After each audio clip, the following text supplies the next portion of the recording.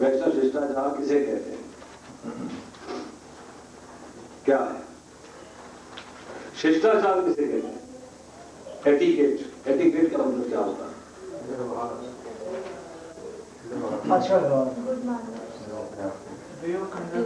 Way of conduct, अर्थात अपना जीवन आप कैसे चलाते हैं, आप एक दूसरे से व्यवहार कैसे करते हैं। आप भगवान के समक्ष जाते हैं तो आपका क्या व्यवहार है, वैष्णव से मिलते हैं तो आपका क्या व्यवहार है, मतलब आपका व्यवहार क्या है, इसके बारे में आपको सारी चर्चा करनी है। तो वैष्णव का व्यवहार क्या है, वैष्णव का व्यवहार क्या है, ये सारी चर्चा जो है ये वैष्णव शिष्टाचार में आएगी। डिवोशनल सर्विस अर्थात भगवान की प्रेममयी सेवा कैसे करनी है, इसके बारे में चर्चा होगी। वैष्णव को कौन कौन से नियमों का पालन करना है, कौन से उसके लिए नियम हैं, उनकी चर्चा होगी। क्या उसको नियमों का पालन नहीं करना है, इसकी भी चर्चा होगी। वैष्णव अपराध क्या है, एक वैष्णव दूसरे वैष्णव के प्रति क्या अपराध करता है, इनकी भी चर्चा होगी। वैष्णवों की कैटेगराइजेशन क्या है, अर्थात कनिष्ठ अधिकारी कौन है, मध्यम अधिकारी कौन है और उत्तम अधिकारी कौन है, इसके बारे में भी चर्चा होगी। ये सारा जो है एक क्रमिक चर्चा है, 1 by 1 काफी सप्ताह लगेंगे इसके अंदर। तो आप सबसे अनुरोध है कृपया ध्यान पूर्वक इसका श्रवण करें, क्योंकि भक्ति के अंदर ये बहुत ही इंपॉर्टेंट टॉपिक है। इस टॉपिक को समझे बगैर हम लोग भक्ति के अंदर सफल नहीं हो सकते। तो पिछली बार हमने चर्चा करी थी, जहां हमने समाप्ति करी थी कि वैष्णव के लिए नियम क्या है, किन नियमों का उसे पालन करना चाहिए, कौन से ऐसे नियम हैं जिनका पालन न करे और कौन से ऐसे नियम हैं जिनका वो पालन करे।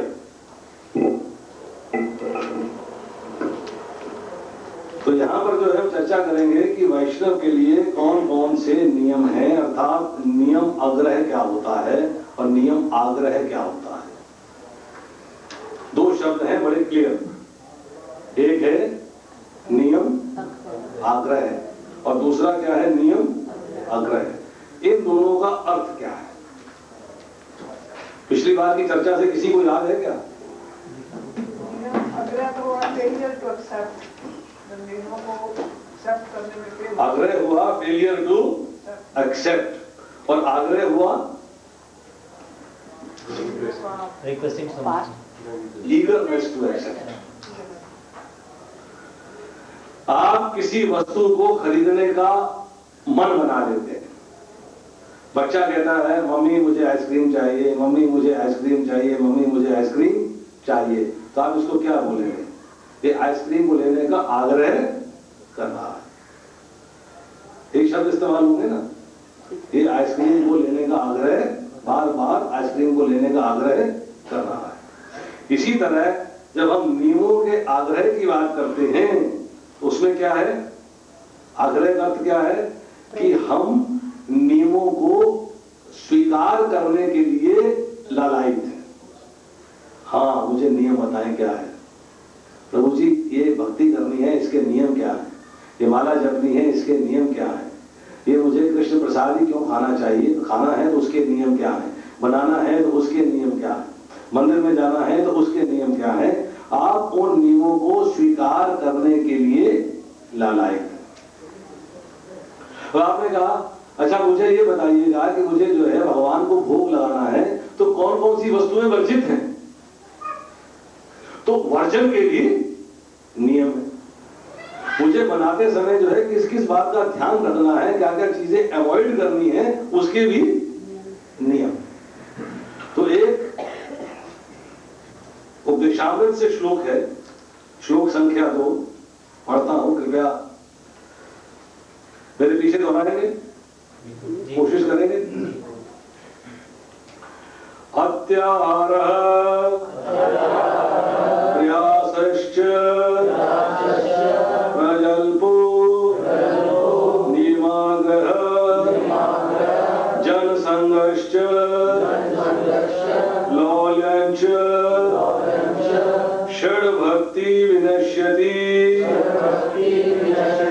अत्याहारा प्रयासश्च अल्पो निमाग्रह जनसंघर्ष लोलञ्च षड्विभक्ति विनश्यति अत्याहारा प्रयासश्च प्रजल्पो निमाग्रह जनसंघर्ष लोलञ्च षड्विभक्ति विनश्यति। हमें ध्यानपूर्वक सुनिएगा, इसका अनुवाद पढ़ता हूँ। श्री प्रभुपाद द्वारा लिखा हुआ, जब कोई निम्नलिखित 6 क्रियाओं में अत्यधिक लिप्त हो जाता है तो उसकी भक्ति विनष्ट हो जाती है। हम नियमों का जो पालन करना चाहते हैं वो किस लिए करना चाहते हैं? कि हमारी भक्ति आगे बढ़े। अब यहां चर्चा हो रही है कि भक्ति के नाश होने के कारण क्या है। जब ये मालूम पड़ जाएगा तो उसके बाद जो हम नियमों के बारे में चर्चा करेंगे, उनके बारे में जानेंगे। तो जब कोई निम्नलिखित 6 क्रियाओं में अत्यधिक लिप्त हो जाता है तो उसकी भक्ति विनष्ट हो जाती है। 1, आवश्यकता से अधिक खाना या आवश्यकता से अधिक धन संग्रह करना। 2, उन सांसारिक वस्तुओं के लिए अत्यधिक उद्यम करना जिनको प्राप्त करना अत्यंत कठिन है। 3, सांसारिक विषयों के बारे में व्यर्थ बातें करना। 4, शास्त्रीय विधि विधानों को आध्यात्मिक उन्नति के लिए नहीं अपितु केवल नाम के लिए अभ्यास करना या शास्त्रों के विधि विधानों को त्याग कर स्वतंत्रता पूर्वक या मनमाना कार्य करना। 5, ऐसे सांसारिक व्यक्तियों की संगति करना जो कृष्ण भावनामृत में रुचि नहीं रखते। तथा 6, सांसारिक उपलब्धियों के लिए लालच करना। तो यहां बताई है कि ये 6 चीजें जो हैं, इनसे आपकी भक्ति का विनाश हो जाता है। अब इसमें जो एक सबसे मुख्य बात बताई वो क्या है, सबसे इंपॉर्टेंट बात क्या है? शास्त्रीय विधि विधानों को आध्यात्मिक उन्नति के लिए नहीं अपितु केवल नाम के लिए अभ्यास करना और शास्त्रों के विधि विधानों को त्याग कर स्वतंत्रता पूर्वक या मनमाना कार्य करना। आप मंदिर जाते हैं? हाँ जी जाते हैं। कितने बजे जाते हैं? जी सुबह जाते हैं। क्या करते हैं? कथा सुनते हैं। उसके बाद क्या होता है? भगवान को भोग लगता है। क्या लगता है भोग? जो हम खाते हैं भगवान को लगा देते हैं। हम चाय पीते हैं? हाँ जी पीते हैं। भगवान को भी चाय का भोग लगाते हैं? हाँ जी लगा देते हैं। मतलब कि हमने जो है शास्त्र में अवश्य पढ़ा, शास्त्र में अवश्य सुना, परंतु अभ्यास इसलिए कर रहे हैं केवल दिखाने के लिए। जैसे जो है भगवत गीता में जगह जगह कहा गया है दंभ। हम लोग जो है दंभी हो जाते हैं, दिखाने के लिए भक्ति करते हैं। अच्छा आप भक्ति में जाती हैं, फला मंदिर जाती हैं तो मैं इस मंदिर जाती हूँ, आप उस कल्ट में जाते हैं तो मैं इस कल्ट में जाती हूँ। अर्थात हम लोग जो है प्रतिस्पर्धा करके एक दूसरे से कंपटीशन करके अपने को दिखाने के लिए कि मैं भी भक्ति में रत हूं, भक्ति के नियमों का दिखावटी अभ्यास करते हैं। एक्चुअल में अभ्यास नहीं कर रहे, दिखावटी अभ्यास करते हैं। या उन नियमों के बारे में सुनते हैं और सुनने के बाद उसको अपनी मर्जी से, अपनी तबीयत से, अपने मनमाने ढंग से उनका पालन करते हैं। कहा तो था, सुना भी था, परंतु मेरे पे लागू नहीं होता। कहते तो रहते ही हैं, अब जो कथा करेगा वो तो बताएगा ही, उसका तो काम बताना है, वो क्या करेगा और वो तो बताने के लिए तो बैठा है। परंतु मेरे पास भी तो अकल है, मैं भी तो जानता हूं, बचपन से प्रैक्टिस करता आ रहा हूं, कहने में और करने में बहुत अंतर है। मैं जैसा चाहूंगा वैसा करूंगा। तो यहां पर चर्चा हो रही है कि हम लोग जो है, जो कि शास्त्रों के अंदर नियम दिए गए हैं, रूल्स रेगुलेशंस दिए गए हैं, उनको सिर्फ दिखावे के लिए, नाम करने के लिए फॉलो करते हैं, ना कि अपनी आध्यात्मिक उन्नति के लिए। उन्नति के लिए नहीं करते, केवल दिखाने के लिए करते हैं। और बहुत सारे ऐसे नियम हैं जिनको हम रिजेक्ट कर देते हैं, नहीं नहीं नहीं मेरे पे लागू नहीं होता, इसकी आवश्यकता नहीं है, नो नो नो, ठीक है कहने दो, जो कहते हैं कहने दो, कोई फर्क नहीं पड़ता। परंतु शास्त्र कहता है कि अगर आपको इन 6 चीजों में आप फंस जाते हो तो आपकी भक्ति का नाश हो जाता है। अब इसकी डिटेल में चर्चा करेंगे बाद में। तो इसमें एक शब्द आया है नियमाग्रह। नियमाग्रह के अंदर जो है नियम आग्रह, आ में से अगर एक आ की मात्रा हटा देंगे तो नियम आग्रह हो जाएगा। आग्रह का मतलब होता है वो ईगरनेस टू एक्सेप्ट। अगर आप जो है नियमों को पालन करने के लिए, नियमों का ज्ञान प्राप्त करके उन पे चलने के लिए लालायित हैं, आप किसी भी कीमत पे उनको उसके ऊपर चलने के लिए रेडी है। दूसरा क्या है फेलियर टू एक्सेप्ट। सुन तो लिया परंतु उस नियम पे चल नहीं पाए, तो वो कहलाता है नियम आग्रह। तो आग्रह और आग्रह में एक आ मात्रा का अंतर है। कितने दिनों से मंदिर में आ रहे हैं जी?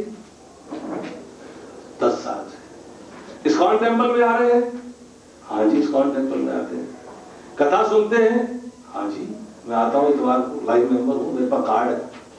अच्छा लगातार सुनते हैं? हाँ जी कभी कभी आ ही जाता हूं, महीने में 1-2 बार तो आ ही जाता हूं। अच्छा आप नियमों का पालन करते हैं? हाँ जी नियमों का पालन भी करता हूं। चाय पीते हैं? हाँ जी चाय भी पीता हूं। छोड़ी नहीं तो वो जी यही नहीं छूटती है, बाकी सब छोड़ दिया। एक चाय जो है वो मुझसे नहीं छूट रही है, बड़ी कोशिश करी परंतु चाय नहीं छूटती है, बाकी सब कुछ छोड़ दिया। तो भाई तुमने क्या नियमों का पालन किया? मतलब फेलियर टू एक्सेप्ट, नियम आग्रह हो गया कि मैं नियमों को सुनकर, नियमों का ज्ञान प्राप्त करके मैं जो है उसका पालन नहीं कर पा रहा। अब चर्चा आ रही है इसके अंदर कि 2 तरह के नियम हैं। जैसे हमने नियम आग्रह की बात करी, नियम आग्रह की बात करी, इसी तरह जो है शास्त्र के अंदर जो है 2 तरह के नियम हैं। एक कहलाती है विधि, दूसरा कहलाता है निषेध। विधि का मतलब क्या होता है? पालन करने वाला नियम, जिसको हम कहते हैं प्रेस्क्रिप्शन। आप डॉक्टर के पास जाते हैं, गला खराब है, डॉक्टर क्या कहता है? ये दवाई खानी है, ये दवाई खानी है, गरारे करने हैं, भाप लेनी है। ये आपको प्रेस्क्रिप्शन है। आइसक्रीम नहीं खाना भाई, ठंडी चीज नहीं पीना, कोल्ड ड्रिंक नहीं पीना, ये क्या है? प्रोहिबिशन। अर्थात वो आपके लिए जो दवा खानी है, गरारे करने हैं, भाप लेनी है, विधि है। और आइसक्रीम नहीं खानी है, ठंडी चीजों का प्रयोग नहीं करना है, ये है निषेध।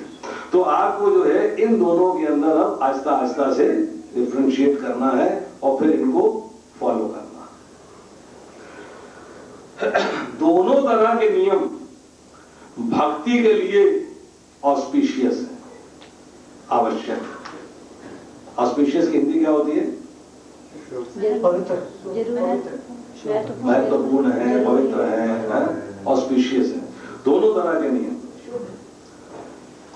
चाहे वो विधि हो और चाहे वो निषेध हो, जीव के लिए दोनों तरह के नियम जो है वो पवित्र है, वो महत्वपूर्ण है, पालन करने योग्य है। ये नहीं है विधि वाले पालन करना, निषेध वाले छोड़ दो। देखो जी आपने कहा था 16 माला जप करना, मैं कर रहा हूं। चाय वाला नियम मैंने छोड़ दिया है, वो टेम्परेरी है, चलो उसको क्या करना है, जब तो करना हो ना। मतलब मैंने अपनी मर्जी से नियम सिलेक्ट कर लिया और अपनी मर्जी का जो परहेज था उसको त्याग दिया, वो नहीं चलता। अब दूसरी बात इसमें क्या कही गई है, बड़ी इंपॉर्टेंट बात आ रही है हम सबके लिए, कि जो लोग कृष्ण भावना में आना चाहते हैं, अर्थात जो कृष्ण का प्रेम प्राप्त करना चाहते हैं, उनके लिए कोई भी ऐसा नियम, एक्सेप्ट नहीं करना है, स्वीकार नहीं करना है, जिससे कि उनके अंदर इकोनॉमिक एडवांसमेंट हो। मतलब धन के पीछे पागल नहीं होना, धन अर्जन करने के पीछे जो है पागल नहीं होना। उसका नुकसान क्या है वो मैं आपको बताऊंगा कि जब व्यक्ति जो है धन अर्जन करने के पीछे पागल होता है, अर्थात उसकी कामनाएं बढ़ जाती हैं। जब कामनाएं बढ़ जाती हैं तो पाप कर्म होता है। जब कामनाएं आपकी जीरो हो जाएंगी तो आप कृष्ण भावना में आ जाएंगे। जो कार्य करेंगे भगवान के लिए करेंगे, अपने लिए मेरी कोई कामना नहीं। जब आपकी कामनाएं नॉर्मल होगी, हाँ भाई ठीक है ये चाहिए कोई बात नहीं, जरूरी है, आवश्यक है, मंदिर आना है तो गाड़ी चाहिए, नॉर्मल है, मतलब अनलिमिटेड डिजायर्स नहीं है, तब आप जो है शास्त्र के अनुसार कार्य करते हो तो पुण्य कार्य होते हैं। परंतु अगर उन कार्यों को कृष्ण के लिए करते हो अकर्म हो जाते हैं, अपने लिए करते हो तो सकाम कर्म हो जाते हैं। परंतु जब आपकी डिजायर जो है अनलिमिटेड हो जाएंगी, असीमित इच्छाएं, तो क्या होगा, उनको पूर्ण करने के लिए आप कोई ना कोई गलत कार्य करोगे, अर्थात पाप का कार्य करोगे। परंतु यहां जो है शास्त्र कह रहा है कि आपको धन उतना अर्जन करना चाहिए जितना आपके लिए आवश्यक है। धन अर्जन करने के लिए आपको पागल नहीं होना, परंतु उस धन अर्जन करने के लिए भी आपको बहुत ही फेथफुली जो शास्त्र के अंदर नियम दिए गए हैं, जो आपको कृष्ण भावना में आगे बढ़ा सकते हैं, उनका पालन करना आवश्यक है। कृष्ण भावना भावित कर्म ही करना है, चाहे आप दफ्तर में करें, चाहे दुकान में करें और चाहे घर में करें। कोई कर्म ऐसा न करें जिसका आपको फल भोगना पड़े। कर्म केवल वही करें जिसका आपको फल न भोगना पड़े, अर्थात पुनरअपि जन्मम पुनरअपि मरणम के चक्र से आप बाहर निकल जाए। तो उसके लिए जो नियम है उन नियमों का पालन अति आवश्यक है। इसके बाद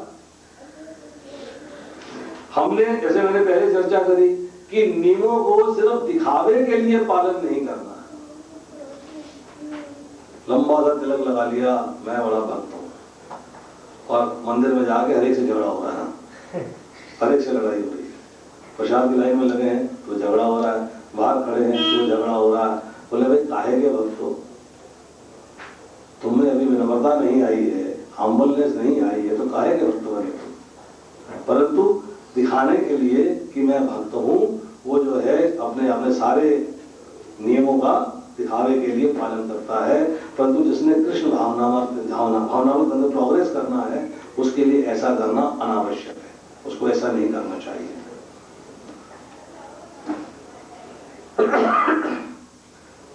लास्ट में कि हमको नियमों को फेनेटिकली फॉलो नहीं करना। फेनेटिक क्या होता है? कट्टरता, धर्मांधता। छोटा सा नियम बता दूंगा आपको। दीक्षित भक्त के लिए किसी अदीक्षित के हाथ का बनाया हुआ, भगवान को भोग लगा हुआ प्रसाद ग्रहण नहीं करना चाहिए। दीक्षित को दीक्षित के हाथ से ही खाना चाहिए। और बड़ी इंपॉर्टेंट बात है इसके अंदर, ये नियम है। परंतु जब हम प्रचार करने जाएंगे और फैनेटिक हो जाएंगे, नहीं तो जी मैं तो नहीं मानता जी प्रसाद आपको दीक्षित होनी, देखा हमें नहीं आपको बुलाता लेक्चर के लिए, घर बैठो बने, मैं आपको लेक्चर के लिए नहीं बुलाता। जब मैंने भगवान को भोग लगा दिया, भगवान ने खा लिया, आप क्यों नहीं खा रहे? आप क्यों नहीं खा रहे? अगर आप इतने नियमों के पक्के हैं तो अपने घर बैठो आप, मेरा आपसे कोई संबंध नहीं है। हाँ, मैं आपको बिना भोग लगे नहीं खिलाऊंगा। मैंने बनाया है, भगवान को भोग लगाया है, जो नियम आपने बताए थे उन नियमों के अनुसार बनाया है। मैंने अपनी रसोई को शुद्ध किया है, गोबर से किया, गंगा जल से किया, बिल्कुल शुद्ध करने के बाद शुद्ध बर्तनों में मैंने जो है खाना बनाया, उसके बाद भगवान को भोग लगाया, उसके बाद मैं आपको भी सर्व कर रहा हूँ। अब मेरे यहाँ प्रचार करने आए हो, हर हफ्ते मेरे घर में लेक्चर होता है, 100-200 लोगों को मैं बुलाता हूँ, प्रचार में सहयोग कर रहा हूँ। मेरी अभी दीक्षा नहीं हुई है, आप मेरे घर प्रसाद नहीं पाना चाहते हैं तो कृपया आप मेरे यहां मत आया करें। वो है फैनेटिज्म। वहां पर जो है भक्त को ये फैनेटिक नहीं होना चाहिए, उसको स्वीकार कर लेना चाहिए कि अगर भगवान को भोग लगा हुआ है, भगवान स्वीकार कर चुके हैं, तो मैं यहाँ पर इनके यहाँ प्रसाद पा सकता हूँ। क्योंकि इन्होंने जो है, जो मैंने नियम बताए थे, जो शास्त्र के अनुसार नियम बताए थे, उन नियमों के अनुसार इन्होंने जो है भगवान के लिए भोग बनाया और भगवान को भोग लगाया। तो इसलिए कहा गया है कि हमको फैनेटिक नहीं होना। अब श्री प्रभुपाद जो है भागवतम के अंदर 11वें स्कंद के 5वें अध्याय के 11वें श्लोक के अंदर जो है उसके परपट में, उसकी तात्पर्य में समझाते हैं। क्या कहते हैं कि जो वेदों के अंदर नियम दिए हुए हैं, जो रूल्स एंड रेगुलेशंस दी हुई हैं, वो क्या है, आपकी सेंस ग्रेटिफिकेशन, भौतिक इंद्र तृप्ति को वश में करने के लिए, उनको समाप्त करने के लिए, ताकि आप जो है उस भौतिक इंद्र तृप्ति न करें। और इन रूल्स रेगुलेशंस को कहा जाता है विधि। ये विधि मतलब जिसे हम कहते हैं वैदिक भक्ति, अर्थात विधि पूर्वक नियमानुसार आपको जो है भक्ति में आगे बढ़ना है। और पहली बात क्या है कि जो कायदे कानून, जो नियम आपकी इंद्र तृप्ति के बाधक बनते हैं, उनको आपने त्यागना। जो भी वस्तुएं इंद्र तृप्ति में सहायता करती हैं उनको त्यागना है, और जो कायदे कानून इंद्र तृप्ति में बाधक है उनको स्वीकार कर लेना। यस, ये जो है नियम जो है इंद्र तृप्ति के अगेंस्ट है, ये मुझे स्वीकार करना चाहिए। जैसे कि चाय का न पीना मन भटकाती है, मन भटकेगा तो आदमी इंद्र तृप्ति की ओर भागेगा, इसलिए मुझे इसको स्वीकार कर लेना चाहिए कि मुझे चाय नहीं पीनी चाहिए। अब श्री प्रभुपाद लिखते हैं कि जो वेदों के अंदर नियम दिए हुए हैं, इंजक्शंस दिए हुए हैं, जो रिचुअल्स, जो शास्त्रीय कायदे कानून दिए हैं, जो कर्म कांड दिया हुआ है, वो किस लिए है कि आप एक नियमित रूप से अपने भौतिक तृप्ति कर सको, भौतिक जो सेंस एंजॉयमेंट है, जो आपकी इंद्रियों की तृप्ति है, उनको कर सको। पर कैसे? रेगुलेटेड मैनर में, अनरेगुलेटेड नहीं, मतलब नियमानुसार, नियमों के बाहर नहीं। नियमों के बाहर और नियमों के अनुसार, इन दोनों में क्या भेद है? प्रभुपाद लिखते हैं कि जो बद्ध जीव है, हम लोग सब बद्ध जीव हैं, बद्ध जीव जब भगवान की सेवा में आता है तो सबसे पहले क्या कार्य करता है? आपने भी किया, मैंने भी किया, सबने किया कि हम लोग सबसे पहले लोकल टेंपल जाते हैं जो घर के पास है। वहां पे जो है हम क्या करते हैं, भगवान के समक्ष नतमस्तक होते हैं, भगवान को प्रणाम करते हैं और भगवान के लिए कुछ भोग के लिए सामान लेके जाते हैं और साथ ही अपनी कामना भी लेके जाते हैं। कृपया इसे स्वीकार करें और मेरे को सुख और शांति प्रदान करें। कामना है कि नहीं? तो सबसे पहले क्या करते हैं हम, जो है जब मंदिर में जाते हैं तो मंदिर में जाके हम भगवान की पूजा तो कर रहे हैं, परंतु उस पूजा के लिए जो नियम हमको वहां पुजारी बताता है उन नियमों का पालन करते हैं और साथ ही सकाम कर्म करते हैं, अर्थात कामना सहित पूजा कर रहे हैं। बिना कामना के हम पूजा नहीं करते, और कामना सहित जो पूजा करी होती है वो आपको फिर भौतिक बंधन में बांधती चली जाती है। तो यहां पर जब प्रभुपाद लिखते हैं कि नियमों का अर्थ क्या है, नियमों का अर्थ है कि बहुत सारे ऐसे कार्य हैं जिनको आम मनुष्य करने के लिए तैयार नहीं है,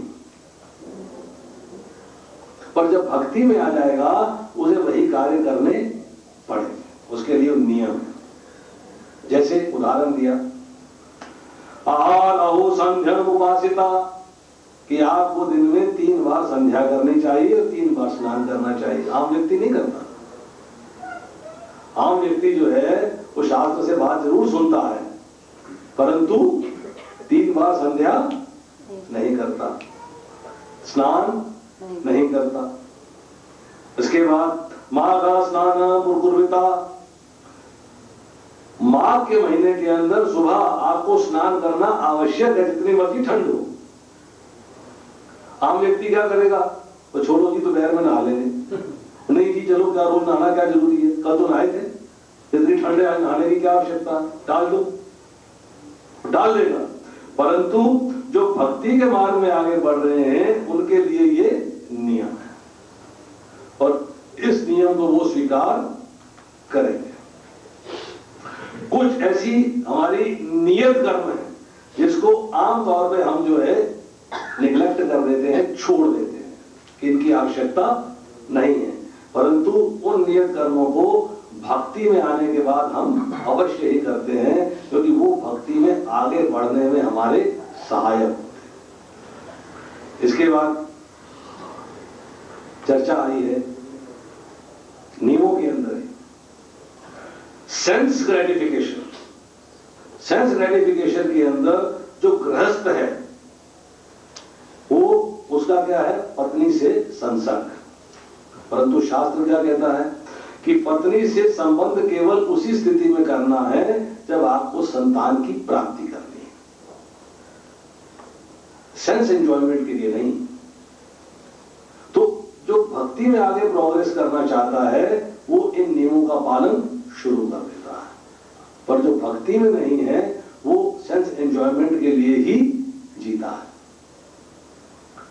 इसी तरह इसके अंदर दूसरी बात आती है कि अगर आपको संबंध रखना है तो केवल अपनी पत्नी से रखना है और स्त्री को केवल अपने पति से रखना है। अपनी पत्नी के बाहर दूसरी स्त्री से नहीं और स्त्री के लिए पति के बाहर दूसरे पुरुष से नहीं। यही जो है कृष्ण भावनामृत के 4 नियमों में से एक नियम है, नो इलिसिट सेक्स, अवैध संबंध नहीं। तो ये आवश्यक है, जो ये भी इंजेक्शन है, ये भी नियम है, इनका पालन करना आवश्यक है, क्योंकि भक्ति में आगे बढ़ने के लिए ये नियम आपके लिए जो प्रोहिबिशन है अर्थात निषेध है, परंतु इसका पालन जो है आवश्यक है। अब प्रभुपाद जी लिखते हैं परंतु इन नियमों का, इनमें से जो सुबह उठना, ये करना, वो करना, जितने भी नियम हैं ये सारे जो है बद्ध जीवों के लिए है, पर जो नित्य सिद्ध जीव हैं उनके लिए कोई नियम नहीं, तो जैसे मर्जी करें, क्योंकि वो प्रकृति के 3 गुणों से परे हैं। उनके लिए जो है कोई नियम नहीं, क्योंकि वो आध्यात्मिक प्लेटफॉर्म के ऊपर, आध्यात्मिक जीवन के अंदर इतना आगे बढ़े हुए हैं कि उनके लिए किसी प्रकार की भौतिक संसर्ग की कामना नहीं है। नो मटेरियल सेक्स डिजायर इनके लिए, जो कि 3 गुणों से परे जा चुके हैं, जो नित्य बद्ध नहीं है, जो नित्य सिद्ध पुरुष। इसलिए जो है प्रभुपाद जी अंत में लिखते हैं कि नियमों के अंदर क्या है, जो हमारे 4 नियम हैं उनका बहुत ही स्ट्रिक्टली पालन होना चाहिए। नंबर 1, अवॉइडिंग इलिसिट सेक्स, अर्थात आपको अवैध संबंध नहीं रखना है। नंबर 2, मांस भक्षण, मीट ईटिंग, जैसे मांस, अंडा, मुर्गा, मछली वगैरह वगैरह सारी चीजें आ जाती हैं। इसी के साथ तामसिक पदार्थ उनको भी ग्रहण नहीं करना है, जैसे प्याज, लहसुन, ठीक है, इनको भी आपने ग्रहण नहीं करना है।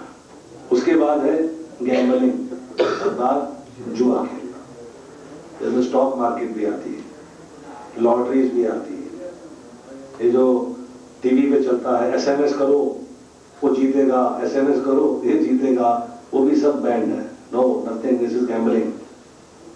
और लास्ट है इंटॉक्सिकेशन।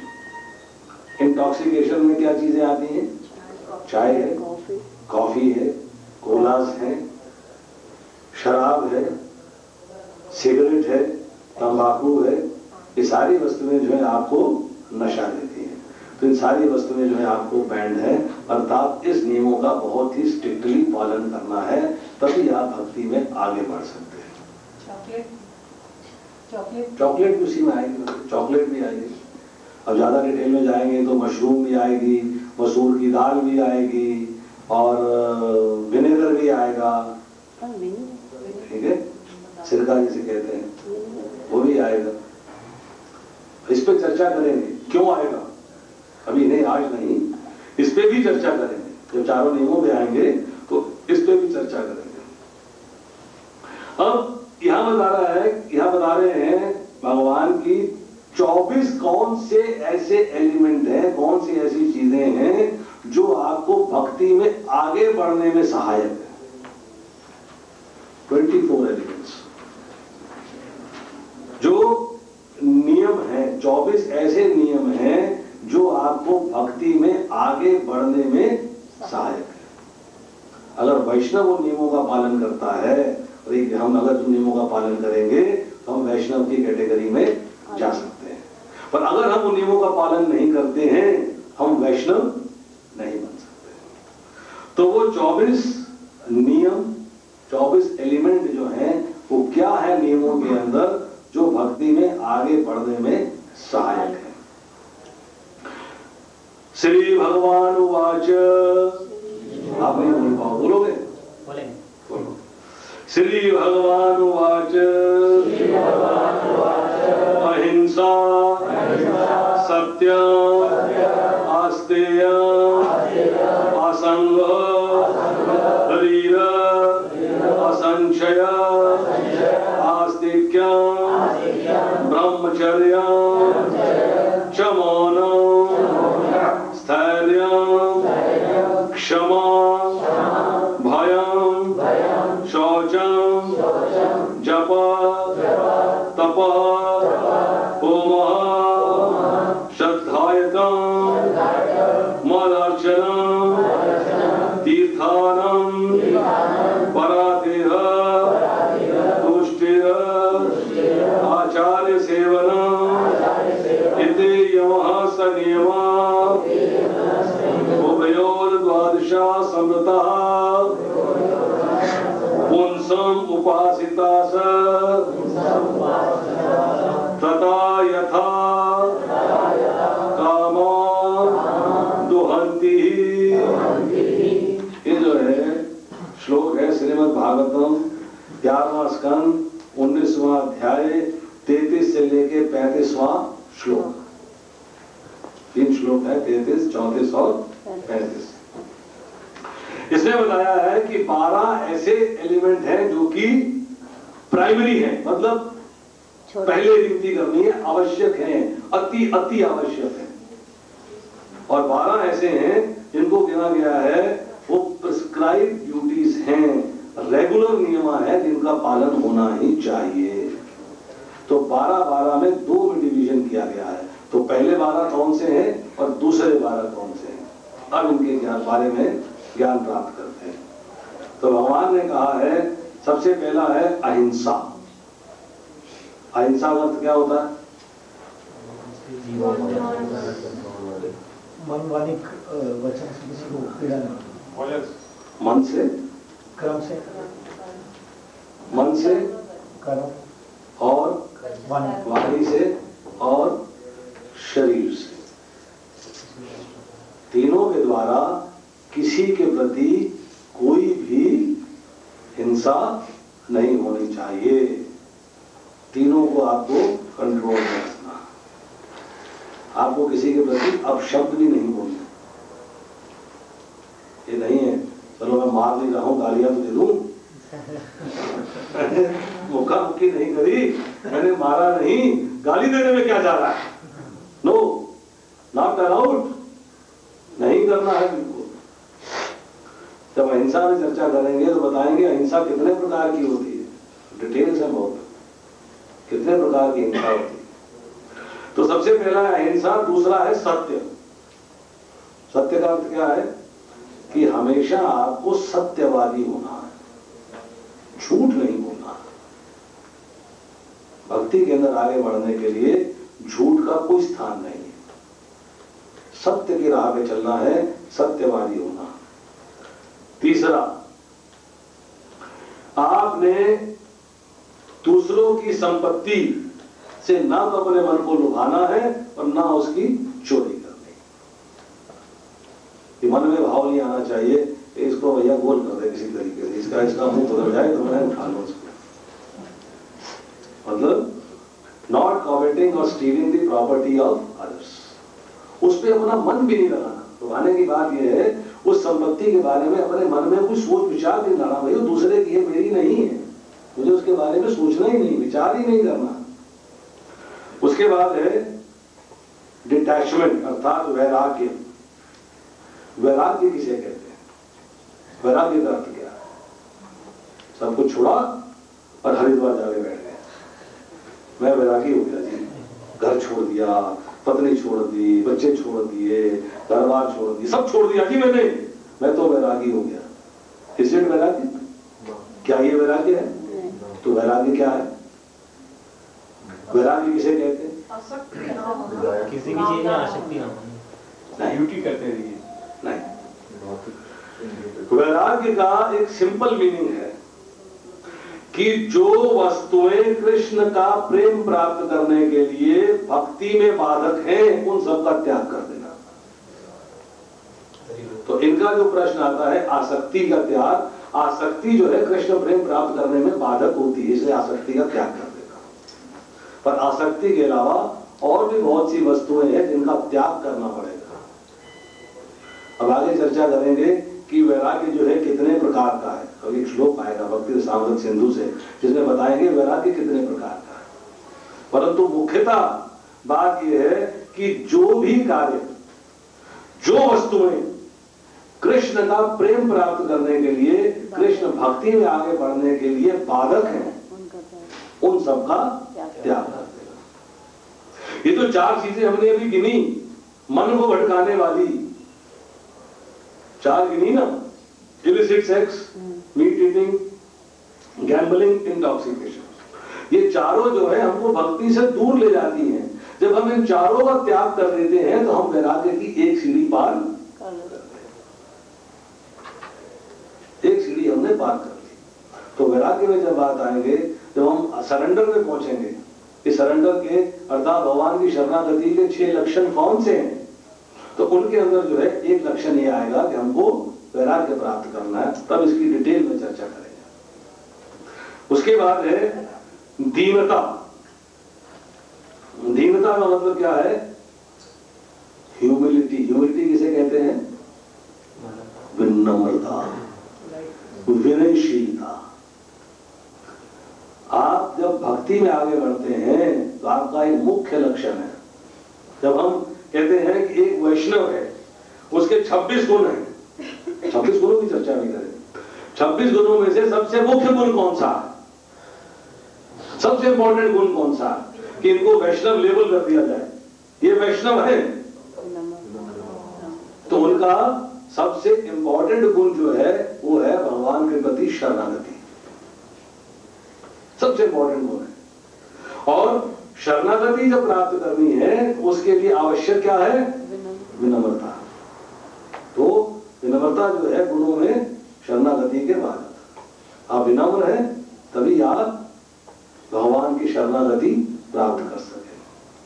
भगवान भगवद गीता के 5वें अध्याय के 18वें श्लोक में कहते हैं, विद्या विनय संपन्ने ब्राह्मणे कविस्तु।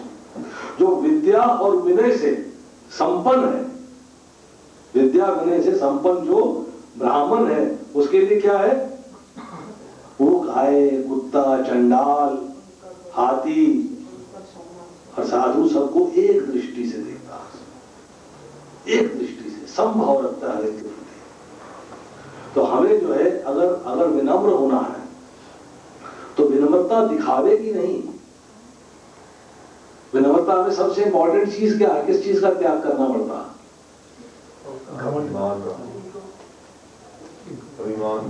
अभिमान, अहंकार, और बताएं, ये थोड़ी सी हाई लेवल बात। क्रोध। सबसे इंपॉर्टेंट बात क्या? गुस्सा ही नहीं आ रहा मेरे को, इतना ही हूं।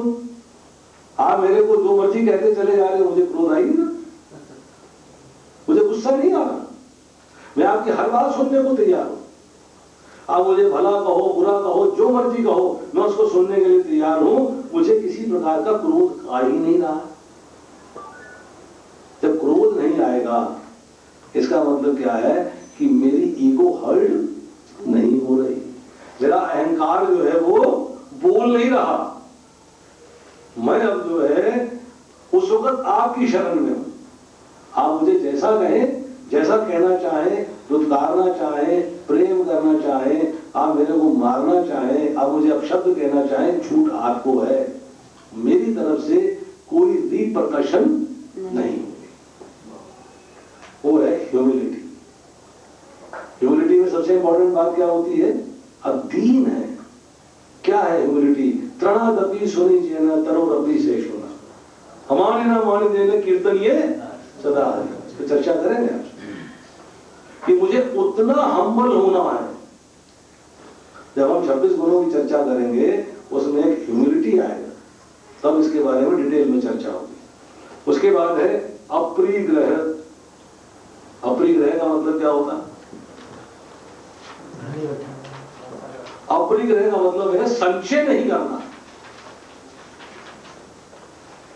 जोड़ के नहीं रखना। भाई ये तो कल खाना है मेरे को, आज इकट्ठा कर लिया। ये शाम को खाना है, सुबह इकट्ठा कर लिया। अगर आप बरसाने में जाएंगे, वहां जो मधुकरी करते हैं, वो जो मिलता है उसी वक्त खाते हैं। तो एक्स्ट्रा हो गया तो आगे बांट देते हैं, शाम के लिए इकट्ठा नहीं रखते हो कि शाम को खा लूंगा, बेचारी 2 रोटियां यहाँ रख ली, शाम को खा ली जाएंगी। नो, अपरिग्रह मतलब आपको किसी प्रकार का संचय नहीं करना है, जिसके बोलते हैं फ्रीडम फ्रॉम पॉसेसिवनेस। अपरिग्रह। उसके बाद आता है धर्म में विश्वास, trust in the principles of religion. अब धर्म क्या है? किस धर्म में विश्वास करना? हिंदू, सिख, मुस्लिम, ईसाई, पारसी, कौन से धर्म में? किस धर्म में? भगवान यहां पर जो है किस धर्म की चर्चा कर रहे हैं? व्हाट इज दैट धर्म? सनातन धर्म। धर्म तो साक्षात भगवत प्रणीतम। धर्म है साक्षात लव ऑफ गॉड, भगवान का प्रेम प्राप्त करना। वो धर्म, जीव का धर्म एक ही है। उस धर्म में विश्वास होना चाहिए। क्या है? कि मुझे भगवान का प्रेम प्राप्त करना। आपसे तो पूछे आपका धर्म क्या है? My religion is love of God. ये पाथ है, हिंदू, मुस्लिम, सिख, ईसाई पाथ है, ये धर्म नहीं है। धर्म है केवल एक, वो क्या है? भगवान का प्रेम, और कुछ नहीं। तो यहां भगवान कह रहे हैं कि आपका इसमें अटूट विश्वास होना चाहिए। क्या विश्वास? क्या विश्वास? कृष्ण प्रेम प्राप्त करना है मुझे, इसमें विश्वास होना चाहिए। जब आप जो है भक्ति रसामृत सिंधु के अंदर एक 9 स्टेप बताए हैं भगवान को प्राप्त करने में। सबसे पहला है उसमें श्रद्धा, दूसरा है साधु संग, तीसरा है भजन क्रिया, और चौथा है अनर्थ निवृत्ति, और 5वां है निष्ठा। निष्ठा का अर्थ है अटूट श्रद्धा। श्रद्धा किसमें? गुरु में, साधु में, शास्त्र में और भगवान में। तो जब मैं निष्ठा के लेवल में आता हूं, अर्थात अब मेरा विश्वास हो गया। क्या विश्वास है? निष्ठा के बाद रुचि, रुचि के बाद आसक्ति, आसक्ति के बाद भाव, और भाव के बाद कृष्ण प्रेम। अर्थात कृष्ण का प्रेम प्राप्त करने के मार्ग पे मैं अब चल निकला हूं। अब मुझे उससे कोई डिगा नहीं सकता। कोई चीज हो, अब निष्ठा हो गई है। निष्ठा का मतलब है अटूट विश्वास। अब आप मुझे उससे हटा नहीं सकते। इसके बाद अगला है इसके अंदर ब्रह्मचर्य, सेलिबेसी। सेलिबेसी क्या है और ब्रह्मचर्य क्या है? दोनों में थोड़ा सा भेद है, एक सूक्ष्म सा भेद है दोनों के अंदर। ब्रह्मचर्य किसे कहते हैं और सेलिबेसी, इंग्लिश का जो वर्ड है सेलिबेसी, उसको वो किसे कहते हैं? सेलिबेसी का अर्थ है कि आपको सेंस ग्रेटिफिकेशन से दूर रहना। अर्थात जब वानप्रस्थ हो जाता है पति पत्नी साथ रहते हैं परंतु उनमें संबंध नहीं होता। जब आप गृहस्थ आश्रम में हैं तब भी गृह में स्थित होने का प्रयास कर रहे हैं, अर्थात अपने ओरिजिनल घर भगवान के घर जाने का प्रयास कर रहे हैं, उसके अंदर भी आपको सेक्स ग्रेटिफिकेशन, जो कि सेक्सुअल सेक्स ग्रेटिफिकेशन है, उसके पीछे पागल नहीं होना है, केवल संतान प्राप्ति के लिए पत्नी से संसर्ग करना। परंतु ब्रह्मचर्य, जिसको एक्चुअल ब्रह्मचर्य कहा जाता है, वो क्या है? हम कहते हैं ब्रह्मचारी खड़े थे पीछे, उसका अर्थ क्या है? ब्रह्मचारी ब्रह्मचर्य का पालन कर रहा है। तो ब्रह्मचर्य क्या है? ब्रह्मचर्य का अर्थ है कि एक स्टूडेंट, एक शिष्य अपने गुरु के सानिध्य में रहता हुआ ब्रह्म का ज्ञान प्राप्त करने का प्रयास करता है। ब्रह्म मतलब भगवान का ज्ञान प्राप्त करने का प्रयास करता है और आचार्य के आदेश के अनुसार अपना जीवन चलाता है, आचार्य की शरणागति हो जाता है। उस शरणागति के अंदर सेलिब्रेसी होती है, अर्थात उसको किसी स्त्री के साथ संसर्ग नहीं करना। ब्रह्म का अर्थ है भगवान, भगवान का ज्ञान प्राप्त करने का प्रयास करता है। चर्य आचरण, अपने आचरण के द्वारा, और आचरण कैसे होता है? जो गुरु आदेश देता है उन आदेशों को स्ट्रिक्टली फॉलो करके, गुरु के आदेशानुसार, गुरु के सानिध्य में, गुरु की शरण में जाके जो है वो ज्ञान प्राप्ति का प्रयास करता है, और ज्ञान प्राप्त करता है भगवान का। इसके बाद है मौन। मौनम, मौन का मतलब क्या है? बोलेगा नहीं?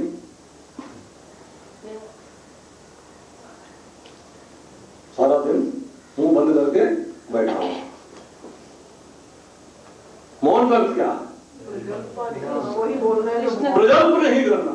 इसकी चर्चा पहले। प्रजल्प का मतलब होता है कि व्यर्थ की बातें नहीं करनी। जब बात करनी है तो कृष्ण कथा करनी है, अगर चर्चा करनी है तो भगवान के बारे में चर्चा करनी है। आलतू फालतू की बातें, प्रजल्प की बातें नहीं करनी। देखो जी, आज मैच चल रहा था, सचिन तेंदुलकर छक्का मार देता, हिंदुस्तान जीत जाता। अरे भाई, तेरी बात तो सुनना। तू यहाँ बैठे डायलॉगबाजी कर रहा है, क्या वो तेरी बात सुन रहा है? नहीं सुन रहा। उसने अपनी मर्जी से खेलना, तेरी मर्जी से नहीं खेलना। परंतु अगर तू भगवान की चर्चा करेगा तो भगवान सुन रहे, क्योंकि वो हर जगह उपस्थित है। तेरी कही हुई बात भगवान के पास जा रही है, परंतु तेरी कही बात जो है भौतिक संसार के व्यक्ति के पास, जो दीवार के परली ओर खड़ा है, उसके पास भी नहीं जाए, नहीं पहुंच रही, भगवान के पास पहुंच रही है।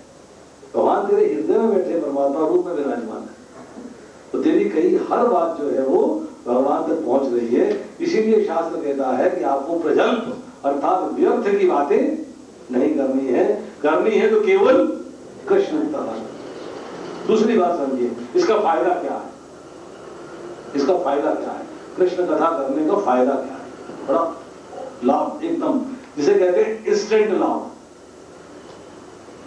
हम भगवान को देख नहीं सकते, हमारी आचरण चक्षुओं से हम भगवान को देख नहीं सकते, परंतु भगवान क्या कहते हैं? एक उदाहरण से समझिए। एक अंधा व्यक्ति मंदिर में आ गया, महात्मा जी कथा कर रहे थे, बैठ गया आगे। चार लोगों ने उससे पूछा, भाई तेरे को तो दिखता नहीं, तू यहां क्या करने आया? ना तो तू महात्मा जी को देख सकता है, ना भगवान को देख सकता है। अंधा व्यक्ति क्या कहता है? अरे भाई, मैं ही अंधा हूं, भगवान तो अंधे नहीं है, महात्मा तो अंधे नहीं है, उनकी कृपा दृष्टि तो मेरे पे हो सकती है, मैं नहीं देख पाता, मेरी लिमिटेशन है, मेरी आंखें नहीं है, मैं नहीं देख पा रहा, परंतु वो तो देख सकते हैं ना, वो तो अपनी कृपा दृष्टि मेरे पे कर सकते हैं। उसको समझिएगा। भगवान जो है पद्म पुराण में कहते हैं, ना मैं योगियों के हृदय में रहता हूं और ना ही वैकुंठ में, मैं वहां रहता हूं जब भक्तगण मेरी चर्चा करते हैं। अब भगवान की चर्चा जहां हो रही है, भगवान वहां उपस्थित है, अलग बात है, हम देख नहीं सकते, हम देख नहीं पा रहे, परंतु भगवान उपस्थित है और वो हमको देख रहे हैं।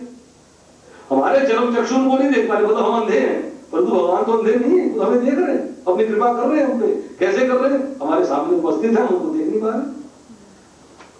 तो भगवान ने स्पष्ट कहा कि ना मैं योगियों के हृदय में रहता हूं, ना ही वैकुंठ में, मैं वहां उपस्थित रहता हूं जहां भक्तगण मेरी चर्चा करते हैं। तो जब भी आप किसी के साथ सड़क में, बस में, कार में, स्कूटर में, ऑटो में, पैदल चलते हुए, पार्क में, बाग में, टेलीफोन में कृष्ण कथा करोगे, कृष्ण की चर्चा करोगे, तो भगवान वहां पर उपस्थित है और अपने सगुण साकार रूप में उपस्थित है। ये अलग बात है कि हमको देख नहीं रहे, हमको दिखाई नहीं दे रहे, परंतु भगवान उपस्थित है। इसलिए कहा जा रहा है कि आपको मौन धारण करना है। किसके प्रति? प्रजल्प के प्रति। प्रजल्प के प्रति आपको मौन रखना है। इसके बाद कह रहे हैं स्थिरता। स्थिरता का अर्थ क्या? स्टेडीनेस। भगवान भगवत गीता के दूसरे अध्याय के 57वें श्लोक में कहते हैं, यह सर्वत्र अनभिस्नेह तत्तत् प्राप्त शुभ शुभम ना विनंदति ना द्वेष्टि तस्य प्रज्ञा प्रतिष्ठिता। अर्थात किसकी बुद्धि स्थिर है? कौन बुद्धि योग से युक्त है? किसने अपनी बुद्धि के द्वारा अपने आप को भगवान से जोड़ा है? जो शुभ की प्राप्ति से हर्षित नहीं होता और अशुभ की प्राप्ति से घृणा नहीं करता। स्टेडी हो गया। स्टडी का मतलब क्या है? स्थिरता है। ये नहीं है थोड़ा सा कष्ट आ गया तो बिस्तरा पकड़ लिया, क्या हो गया जी, मेरे भगवान ने क्या बिगाड़ा था, मेरा ये कर दिया उन्होंने, मैंने क्या बिगाड़ा था, मैं तो मंदिर जाता था, परंतु अरे थोड़ा कष्ट आ गया भाई, तेरा इम्तिहान है, इट इज योर एग्जामिनेशन, तू पास होता है कि नहीं होता, तो घबरा गए। अच्छा जी ठीक है, हाँ बल्ले बल्ले होगी जी, बड़ा पैसा आ गया, फार्म हाउस भी बन गया और गाड़ी भी आ गई, अब मुझे मंदिर जाने की क्या जरूरत है। तो जो मांगने जाता था वो तो मिल गया, जो मांगने जाता था वो तो मिल गया, अब मंदिर की क्या जरूरत है। अब तो फार्म हाउस में जाएंगे, शाम को पिकनिक मनाएंगे, 4-6 दोस्तों को बुलाएंगे, खूब एंजॉय करेंगे। अब वो मंदिर की आरती, मंदिर के दर्शन सब रह गए, फिनिश। तो कहने का मतलब ये है कि स्थिरता क्या है? स्थिरता किस चीज में है? भगवान कहते हैं मातृ स्पर्शा तो कौन शीतोष्ण सुख दुखदा आगम अपायनीय नित्या तांत्रिक भारत। ये सुख और दुख सर्दी और गर्मी के आने जाने के समान ही सीमित और क्षणभंगुर हैं, इनसे विचलित हुए बिना रहने का अभ्यास कर। सुख आएगा तो भी विचलित नहीं होना, दुख आएगा विचलित नहीं होना। अभ्यास किसका करना है? भक्ति में आगे बढ़ने का, उस स्ट्रेट लाइन में चलने का जो मुझे कृष्ण प्रेम में ले जाती है, उससे विचलित नहीं होना। तो दिस इज स्टेडीनेस। तो ये जो नियम है, इसमें अगले 2 नियम है, क्षमा और अभय। क्षमा का मतलब क्या है? दूसरे को क्षमा कर देना। एक मोटा व्यक्ति था, खूब पैंदी, उसने इस बच्चे को एक झापड़ मार दिया। अच्छा मैंने आपको क्षमा किया। अरे भाई तू उसको पीट सकता था क्या? तो तेरी क्षमा करना क्षमा बराबर है। तू उसको पीट नहीं सकता था, तूने क्षमा कर दिया। क्षमा का अर्थ क्या है? कि आप में दूसरे को पनिश करने की पूर्ण शक्ति अवेलेबल है, परंतु फिर भी आप दूसरे के अपशब्दों पे उसको क्षमा दान कर देते हो। इसका जो है, जब 13वां अध्याय पढ़ेंगे, 8वें से लेकर 12वें श्लोक में शब्द आया शांति, शाह वाली नहीं, क्षमा, शांति। जहां आप जो है क्षमा कर रहे हो, क्षमा कर रहे, मेरी सामर्थ्य है पनिश करने की।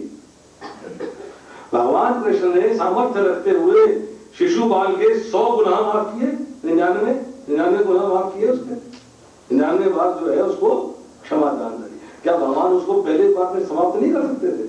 और बुआ को वचन दिया होगा कि मैं इसके 100 अपराध क्षमा कर दूंगा। आप में शक्ति है, आप में सामर्थ्य है दूसरे को पनिशमेंट देने की, परंतु आप फिर भी उसको क्षमादान दे देते हो। ये जो है भक्ति में आगे बढ़ने के प्राइमरी नियम। उसके बाद है अभय। अभय का अर्थ क्या है?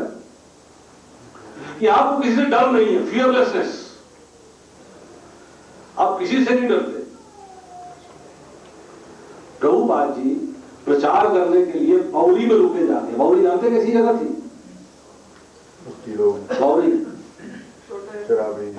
जैसे यहाँ जेजे कॉलोनी होती है, देखी है ना, गोविंदपुरी में है, टैगोर गार्डन में है जेजे कॉलोनी, कल्याणपुरी में है, खिचड़ीपुर में है, जहां पर उससे भी घटिया, मतलब जहां पर जो है शराबी हैं, LSD वाले हैं, कोकेन वाले हैं, सब और इलिसिट सेक्स वाले हैं, वो लोग इनको सीढ़ी चढ़ रहे हैं।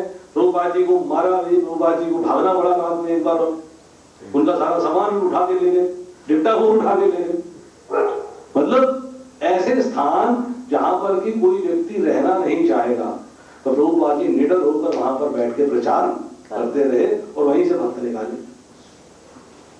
हम अगर प्रचार करने जाए, किसी ने डांट पिला दी, अरे कल से इस गली में नहीं आएंगे कल से इस गली में नहीं आएंगे, तो तुम भागते हो। निडर भक्त जो है उसको फियरलेस, उसको निडर होना चाहिए। कोई बात नहीं, कृष्ण मुझ पे कृपा कर रहे हैं, मेरा इम्तहान ले रहे हैं, मैं इस इम्तहान में पास हो जाऊंगा तो प्रेम जल्दी प्राप्त होगा, शीघ्र प्राप्त होगा। इसके बाद शॉर्ट में करते हैं 12 दूसरे नियम और उसके बाद 10 मिनट में समाप्ति। सबसे पहला है इसके अंदर आंतरिक तथा बाह्य स्वच्छता अर्थात शौचम। आंतरिक स्वच्छता क्या है और बाह्य स्वच्छता क्या है? बाह्य स्वच्छता है शरीर को साफ रखना। कैसे साफ रखना है, जब नियम आएंगे तो उनकी चर्चा करेंगे। आंतरिक कैसे साफ रखना है? चेतो दर्पण मार्जनम। आप अपने चित्त को, चित्त रूपी दर्पण को विमल करेंगे, मल नहीं, उस पर गंदगी नहीं रहनी चाहिए। आपके घर में प्राइम मिनिस्टर आ रहे हैं, आज अभी बनारस गए ना, वो क्या अभी घाट पे प्राइम मिनिस्टर गए ना, वो घाट की सफाइयां हुई और चमकाया गया उसको, जितना गंदा पड़ा रहता था खूब चमकाया। क्यों? कि मोस्ट इंपॉर्टेंट पर्सन आपके शहर में विजिट कर रहा है और गंगा जी के घाट पे आए। अब आपका हृदय जो है वो तो गंदगी से भरा हुआ है और आप कहते भगवान उसमें बैठे रहे, भाई कैसे बैठ जाएंगे? उसको साफ करोगे कि नहीं करोगे? तो आंतरिक स्वच्छता मतलब आंतरिक स्वच्छता भी चाहिए और शरीर की बाहरी स्वच्छता भी चाहिए। बाहरी स्वच्छता के क्या क्या नियम है, काफी डिटेल्स हैं, उनकी आज चर्चा नहीं करेंगे, अगली बार करेंगे। परंतु जो आंतरिक स्वच्छता है वो आवश्यक है। कैसे आती है? महामंत्र क्या करता है? मंत्र क्या करता है? मन को उतार देता है, अर्थात आपके चित्त को शुद्ध कर देता है। हरे कृष्णा कृष्णा कृष्णा हरे हरे, हरे राम राम राम हरे हरे। इसके बाद है चैंटिंग द होली नेम्स, अर्थात भगवान नाम का कीर्तन, क्योंकि शुद्धि करनी है तो भगवान नाम का कीर्तन मतलब महामंत्र का जप करना, भगवान नाम का कीर्तन करना आवश्यक है। इसके बाद आया है तप। तप का मतलब क्या है? तपस्या। तपस्या कहते हैं सोने को कुदाली में डाल के जब पकाया जाता है तो कुंदन बनता है, सोना शुद्ध किया जाता है ना, कितनी गर्म अग्नि में जलाया जाता है उसको, कितना हाई टेम्परेचर दिया जाता है, फिर आप उस सोने को गले में पहनते हो, हाथों में पहनते हो, कानों में पहनते हो, तब तो गर्म नहीं होता, परंतु उस प्रोसेस से वो निकला। इसी तरह हम भी जो है तपस्या के प्रोसेस से निकलते हैं। तपस्या के नियम है, ऑस्टेरिटी नियम है उसके। जब 4 नियमों का पालन करते हैं बड़ी भारी तपस्या आएगी, आसान नहीं है। आप किसी से बोलो पहली बार प्रोग्राम किया, वो व्यक्ति मंदिर में पहली बार आया, आइए प्रभु जी हरे कृष्णा, आप आए मंदिर में, बड़ा अच्छा लगा, आप माला जपनी शुरू करिए, अच्छा जी, आप 4 नियमों का पालन करिए, बोले क्या नियम है? आपकी चाय बंद, बोला मेरा मंदिर आना बंद। पहले दिन ही मुझे ऐसे सख्त नियम बता दिए। अरे अभी तो मैं आया हूं, आपने बोला चाय बंद, उसने बोला मंदिर आना बंद। तपस्या है, आसान काम नहीं है। मैं लोगों को जानता हूं 8-8 साल से 10-10 साल से मंदिर में आ रहे हैं, कथा सुन रहे हैं, दीक्षा नहीं ली अभी तक। क्यों? चाय नहीं छूटी। बहुत इंपॉर्टेंट नशा है जीवन में, जिसको लग गया है ना उसका पीछा नहीं छूटता। वो क्या बोलेगा? मेरा मंदिर आना बंद। तो ये जो नियमों का पालन करना है ये तप है। आप हर डिफिकल्टी से निकलते हो।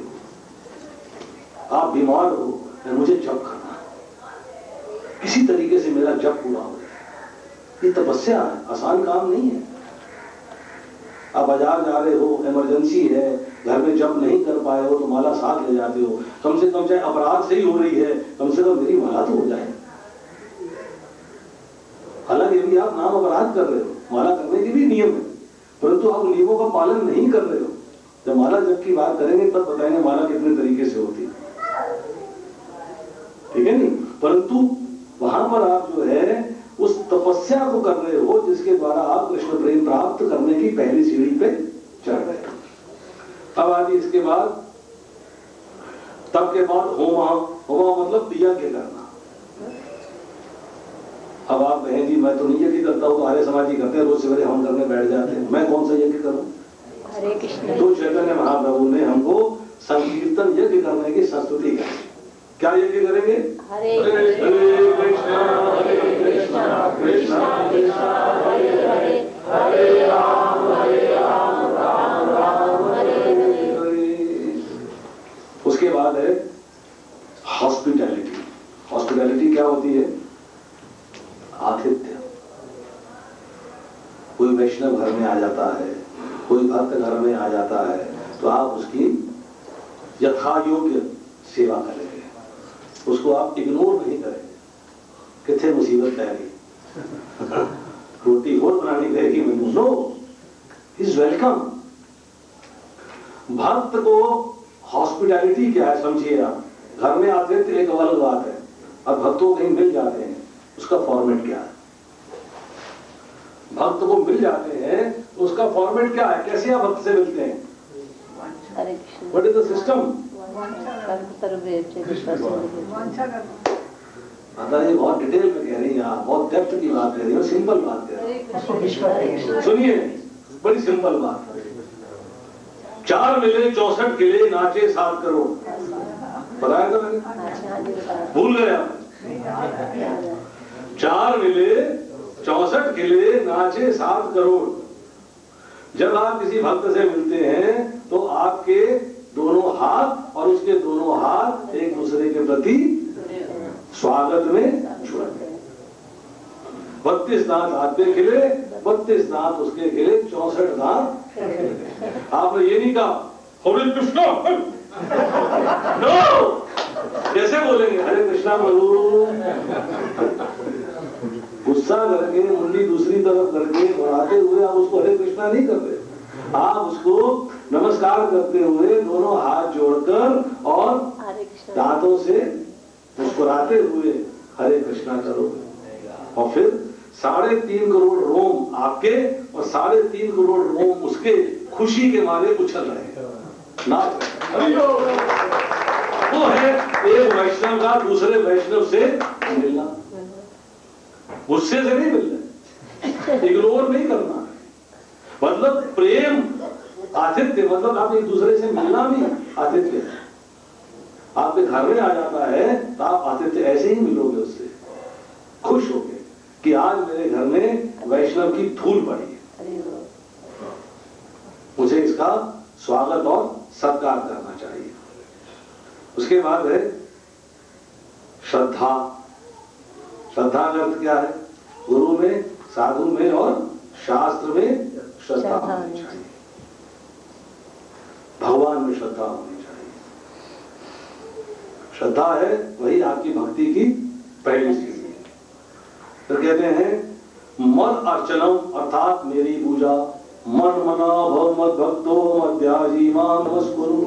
सदैव मेरा चिंतन करो, मेरी पूजा करो, मेरे भक्त बनो, मुझे नमस्कार करो। इसकी जब चर्चा होगी, नमस्कार का अर्थ क्या होता है? पूजा करने का अर्थ क्या होता है, मन मनाने का अर्थ क्या है, और मेरे भक्त बनने का अर्थ क्या है, इन चारों की चर्चा करेंगे। इसके बाद है तीर्थाटन, मतलब धाम यात्रा। आपको धाम यात्रा करनी है, पर कैसे करनी है? भक्तों के साथ। और अगर आपने धाम में जाकर कथा नहीं सुनी, कथा नहीं करी, या शास्त्र की निगाह से धाम को नहीं देखा, तो धाम यात्रा आपकी अधूरी है। जब तक आपको वहां पर जो है भक्त के मुख से आप नहीं समझेंगे इस मंदिर का महत्व क्या है, यहाँ क्या लीलाएं हुई थी, इसमें किस तरह से प्रणाम करना है, किस तरह दर्शन करने हैं, किस तरह पुजारी से व्यवहार करना है, किस तरह परिक्रमा करनी है, वो नियमों का पालन करते हुए जब आप वहां जाएंगे, दर्शन करेंगे, तो आपको उसका लाभ प्राप्त होगा। और हमने वहां जाके जो है साधु संग नहीं किया, टूरिस्ट की तरह गए और वापिस आ गए, अपने धाम यात्रा नहीं करी। और उसके बाद क्या है, संतोष। संतोष का अर्थ क्या होता है? सेटिस्फैक्शन।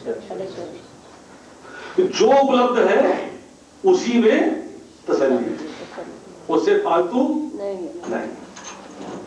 मतलब मेरी आकांक्षाएं असीम नहीं होनी है, जो भक्ति के लिए आवश्यक है वो मुझे चाहिए, वो मुझे मिल जाए, उसमें मेरा संतोष। एंड लास्ट ऑफ ऑल है गुरु सेवा, अर्थात सर्विंग योर स्पिरिचुअल मास्टर। आप गुरु के प्रति सेवा करते हैं तो वो आपका जो है मुख्य कर्तव्य है। क्यों? कि गुरु आपको जो है भगवान तक पहुंचाए। गुरु ने आपकी उंगली अपने गुरु के हाथ में पकड़ानी है, उन्होंने अपनी उंगली अपने गुरु के हाथ में पकड़ानी है। आपने कहा कि देखो जी मैं तो 16 माला करता था, 4 नियम करता था, मंदिर जाता, दर्शन करता था, कथा सुनता था, दीक्षा की क्या जरूरत है?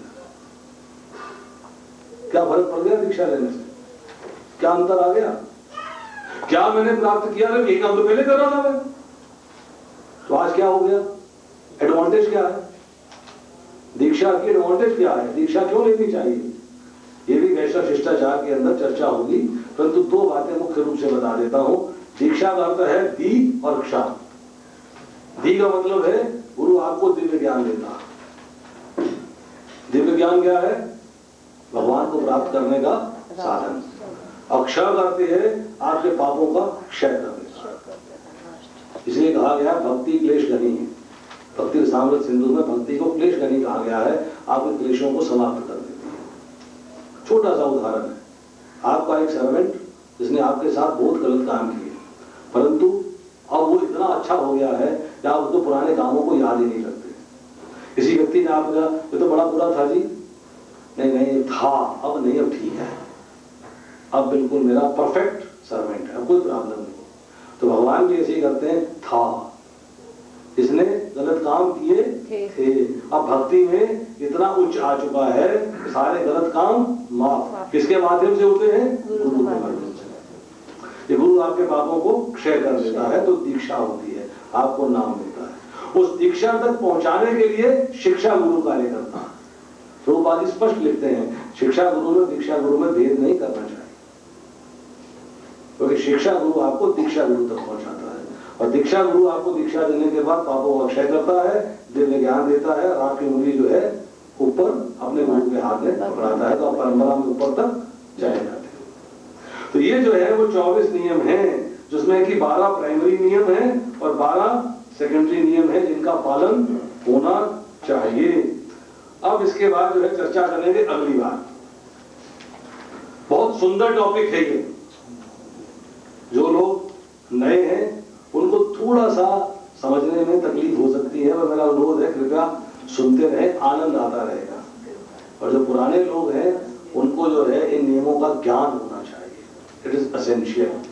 क्योंकि वैष्णव एटिकेट जब तक फॉलो नहीं करेंगे भगवान का प्रेम प्राप्त नहीं होता। हरे कृष्णा।